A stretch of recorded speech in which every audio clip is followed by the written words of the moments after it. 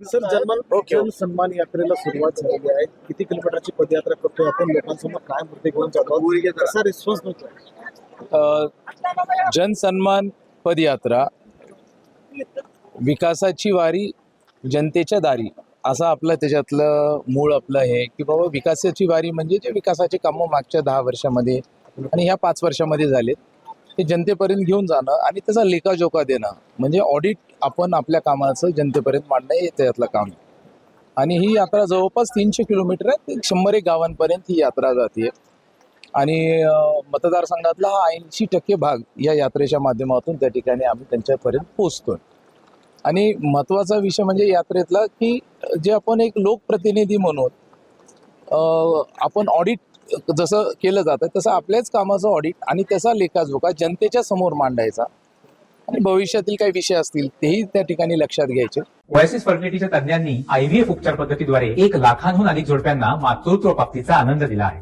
मोफत appointment book करण्यासाठी आजच संपर्क साधा. आणि जनतेचा आशीर्वाद घ्यायचा पुढील वाटचालीसाठी हा याच्यातली आमची भूमिका आहे. या मतदारसंघात किती कोटींची म्हणजे विकास कामे झालेली आहेत आणि म्हणजे पूर्णत्वास किती आहे? 2 प्रकारचे विषय असतात की ज्याच्यामध्ये एक ते म्हणजे आपण म्हणतो की निधी खर्च करून एखादी वस्तू उभा करणे आणि अशा वस्तू उभा करणं हा एक विकास झाला. आणि एक बौद्धिक प्रकारचा विकास असतो. सहसा विकासाला आपण निधीच्या स्वरूपातच अनेकदा बघत गेलं, पण डेव्हलपमेंट ज्यावेळेस एखादा विकास असतो त्यावेळेस शेतकऱ्यांच्या रोजच्या जीवनामध्ये त्याचे जसा तो पेरा करत असतो, तो पेरा करत असताना त्याचं उत्पन्न वाढायला पाहिजे. हे उत्पन्न वाढवणं पण त्या भागातल्या लोकप्रतिनिधीची जबाबदारी असते. जसं आम्ही शेतकरी समृद्ध अभियान घेतलं, हे 2 वर्ष सतत अभियान चालवलं.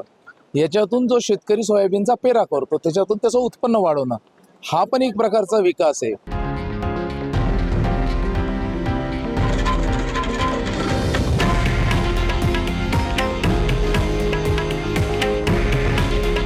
हे आहे देशातील नंबर 1 न्यूज नेटवर्क आणि आपण पाहत आहात TV9 मराठी. काळजी तुमची, हित महाराष्ट्राचं.